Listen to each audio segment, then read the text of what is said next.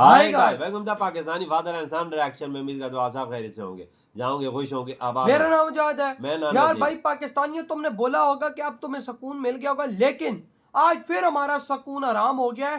भारत ने अगला हमला नेवी के थ्रू पाकिस्तान पर करने की कर ली सॉलिड तैयारी। पाकिस्तान यूनाइटेड नेशन में चीख उठा। नेवी के थ्रू क्या अबे बोल रहे हो? हाँ, और भाई साहब वो ऑफिशियली रोया ही वहां पर पाकिस्तान अच्छा। का रिप्रेजेंटेटिव के भाई भारत हम पे अगला हमला नेवी के थ्रू करने वाला, हमें बचाओ। वाह, क्या वो याद है तो नेवी इंडिया की बड़ी स्ट्रॉन्ग हाँ ना, दो एयरक्राफ्ट कैरियर क्या भारत खड़े हैं उनके, तो डर तो है। आज करते हैं भाई। मतलब भारत का प्लान अगला मतलब के पानी के थ्रू हमला करने का है। वॉच करते कौन करते स्टार्ट।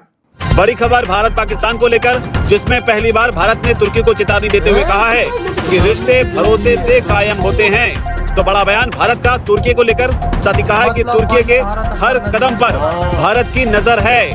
तो बड़ी खबर आ रही है। इसके अलावा ये भी कहा है कि पाकिस्तान को तुर्की खुद समझाए कि किस तरीके से आतंकवाद फैलाना वो बंद कर दे।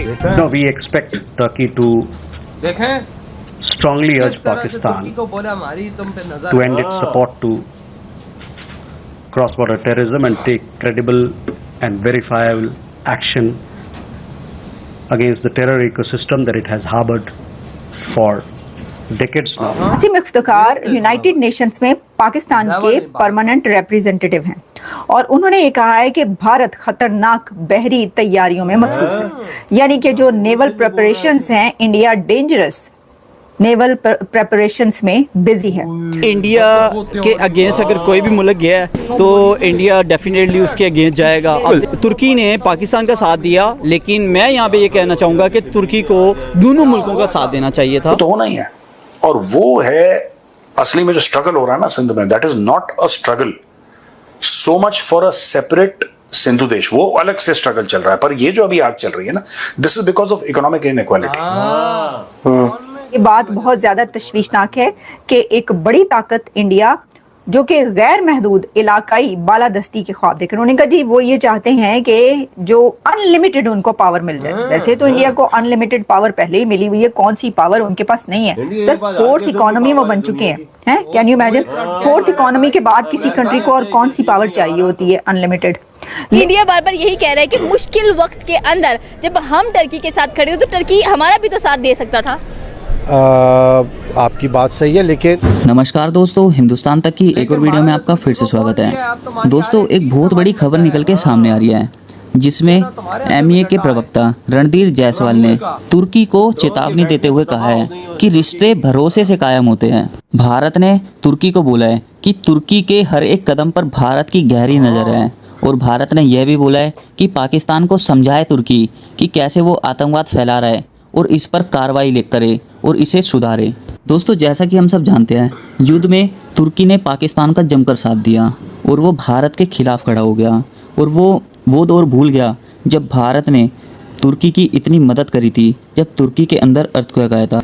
मेडिकल एड भी भेजी थी और ह्यूमैनिटेरियन एड भी भेजी थी। तुर्की वो दिन भूल गया, लेकिन अब उसने दिखा दिया कि मुस्लिम देश ही होता है। उसने पाकिस्तान का साथ दिया, और भारत ने अब कड़ी चेतावनी दे दी है तुर्की को, और साफ साफ लफ्ज़ों में कह दिया है कि अगर तुम भरोसा ही नहीं कर सकते किसी पे, तो तुम रिश्ते कैसे बना सकते हो। इसीलिए उन्होंने कहा है कि रिश्ते जो है वो भरोसे से कायम होते हैं, और तुर्की ने भारत का भरोसा तोड़ा है। इस वजह से जो रिश्ते हैं वो भारत और तुर्की के बीच में वो काफ़ी ज़्यादा बिगड़ गए हैं। आपको बता दें कि जिस तरीके से तुर्की ने भारत और पाकिस्तान के अघोषित युद्ध में जब मिसाइलों से और फाइटर जेट से हमले हो रहे थे, उस वक्त तुर्की ने जिस तरीके से पाकिस्तान की मदद की थी, उसे पूरी दुनिया ने देखा। भारत भी लगातार इसे देख रहा था, लेकिन अब ये पहला मौका है जब भारत ने आधिकारिक तौर पर तुर्की का नाम लेकर उसे लताड़ लगाई है। Relations, as you know, are built on the basis of sensitivities to each other's concerns.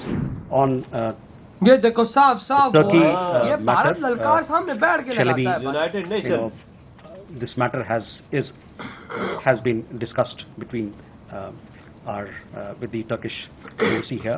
Asim Iftikhar United Nations में पाकिस्तान के परमानेंट रिप्रेजेंटेटिव हैं और उन्होंने ये कहा है कि भारत खतरनाक बहरी तैयारियों में मसरूफ है। यानी कि जो नेवल प्रिपरेशंस हैं, इंडिया डेंजरस नेवल प्रिपरेशंस में बिजी है। इसके अंदर उनका कहना था कि जो पानी है उसके ऊपर वो अपनी अजारादारी चाहता है भारत, भारत जो है वो आपको बता ही देती हूँ, उन्होंने कहा कि सलामती कौंसिल में, सिक्योरिटी कौंसिल के एक डिबेट में एम्बेसडर आसिम इफ्तिखार ने कहा है कि ये बात बहुत ज्यादा तशवीशनाक है कि एक बड़ी ताकत इंडिया जो कि गैर महदूद इलाकाई बालादस्ती के ख्वाब देख रहे हैं। उन्होंने कहा जी वो ये चाहते हैं कि जो अनलिमिटेड उनको पावर मिल जाए। वैसे तो इंडिया को अनलिमिटेड पावर पहले ही मिली हुई है, कौन सी पावर उनके पास नहीं है। सर 4th इकोनॉमी वो बन चुके हैं, can you imagine? 4th economy के बाद किसी कंट्री को और कौन सी पावर चाहिए होती है अनलिमिटेड?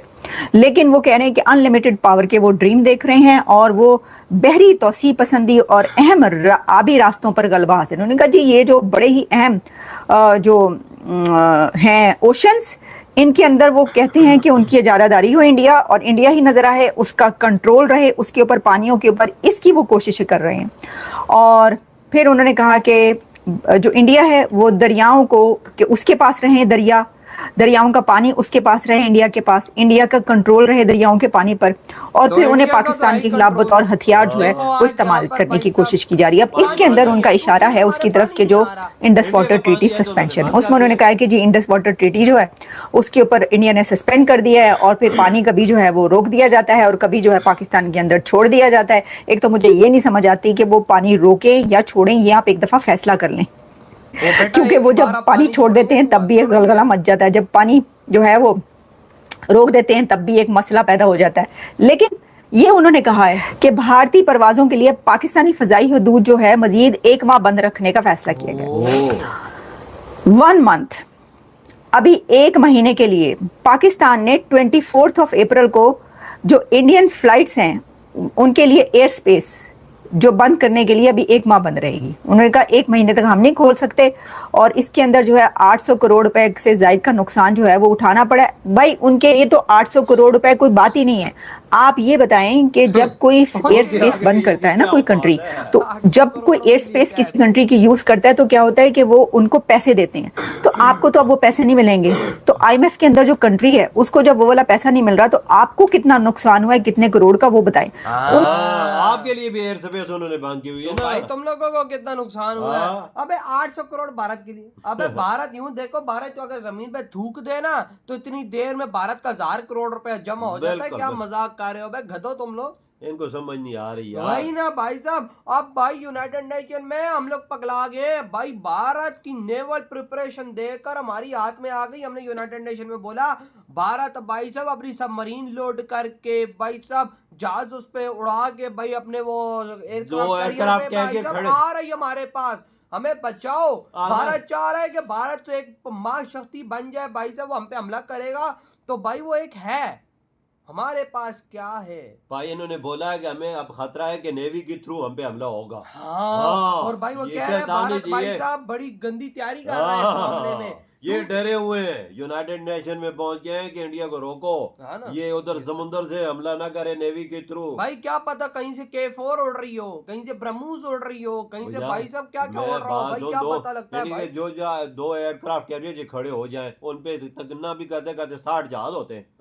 60 जहाज वो जो आ जाए तो हम क्या करेंगे भाई? जहरी बात, हमारी पूरी एयरफोर्स को हमें उड़ाना पड़ेगा। सबमरीन उनकी आ जाए, उससे जो मिसाइल लॉन्च करते उसका तो पता भी नहीं चलता किधर से लॉन्च करते। जो भारत के डिस्ट्रॉयर्स होंगे वो जमीन उन पे भाई साहब साथ डिफेंस सिस्टम लगे होंगे, वो में डिटेक्ट करके हमें तो वहां से मिसाइल। अबे भाई हम जाएंगे तो जाएंगे कहाँ भाई? वो तो भाई खतरा तो है उनके पास भाई, क्योंकि मोदी जी ने, राजनाथ सिंह जी ने, सब ने कह दिया है ऑपरेशन सिंदूर अभी भी चल रहा है। तो भाई साहब मुझे लग रहा है कि भाई हमें जहरी बात है, इंटेलिजेंस की खबर मिल भी जाती है अक्सर। तो भाई साहब शायद मिली हो कि भारत अब नेवी के थ्रू हम पे हमला करने की प्लानिंग कर रहा है और प्रिपरेशन ऐसी कर रहा है कि भाई साहब हम उसका जवाब ना दे पाए। कितना दे सकते हैं उनको? एयरक्राफ्ट कैरियर को हम कुछ कर सकते हैं, उनको टारगेट कर सकते हैं भाई। अगर टारगेट कर भी दिया, लेट सपोज हमने मिसाइल फायर कर दी उसकी तरफ, वहां पे भारत की फ्रिगेट्स, डिस्ट्रॉयर्स और भाई वो जो उनका एयरक्राफ्ट कैरियर का अपना डिफेंस सिस्टम है उनके पास वो चीजें जो हमारे तो मिसाइलों का हाल देख लिया ना, उनके पास एयरक्राफ्ट कैरियर भी ऐसे ही लगे हुए हैं ना, वो उधर से उनको मार गिराएगा। तो ये बात है भाई, ये बात है। ये रोना धोना तब इन्होंने शुरू किया हुआ। हाँ कि बचाओ वही ना। तो पहले हम संभल नहीं सके तो आप समुद्र से कैसे उन्हें हमला किया तो संभल। हमारी नेवी इतनी स्ट्रांग नहीं है ना। नहीं तो भाई आपकी क्या थॉट है? इतनी बड़ा तुम करते तो